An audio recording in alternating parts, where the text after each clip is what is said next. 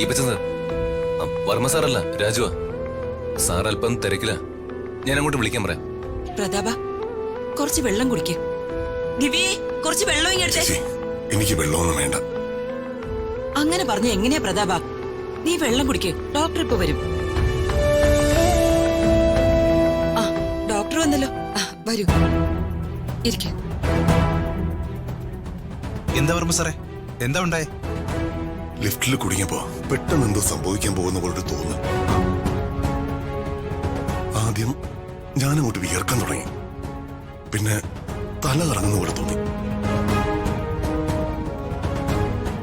ശ്വാസം എടുക്കാൻ പറ്റാത്ത ഒരു ഫീല്, ഒരുതരം സഫോക്കേഷൻ.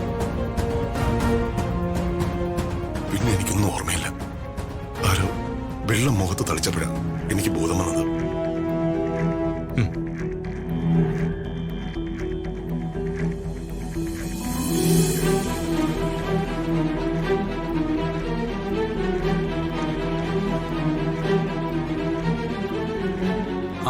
ഒരു കുഴപ്പമില്ല, എല്ലാം നോർമലാ. ആ സമയത്ത് ആരാ കൂടെ ഉണ്ടായിരുന്നത്? മാഡമാണ് സാർ. അബോധാവസ്ഥയിലേക്ക് വർമ്മ സാർ പോയപ്പോ കുട്ടി എന്താ ചെയ്തേ? അച്ഛൻ പെട്ടെന്ന് കൊഴഞ്ഞു വീണപ്പോ എനിക്ക് എന്താ ചെയ്യേണ്ടെന്ന് അറിയില്ലായിരുന്നു. അച്ഛൻ പൂർണ്ണമായും അബോധാവസ്ഥയില് എന്തൊക്കെയോ പറയുന്നുണ്ടായിരുന്നു.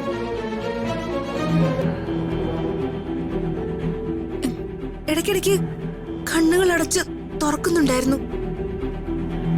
ഞാൻ എനിക്ക് പറ്റുന്ന അത്രയും ശബ്ദത്തില് ഉറക്കെ അച്ഛനെ വിളിച്ചുകൊണ്ടേയിരുന്നു.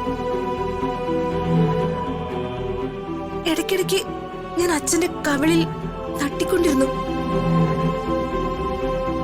ലിഫ്റ്റ് ശരിയാകുന്നത് വരെ അച്ഛൻ പൂർണ്ണമായും അബോധാവസ്ഥയിലേക്ക് പോരുതെന്ന് മാത്രം ഞാൻ അപ്പൊ ചിന്തിച്ചത്. Good job. ഇതൊരു തരം ക്ലാസ്ട്രോഫോബിയ കൊണ്ടുണ്ടായ ഒരു ഷോക്കാണ്.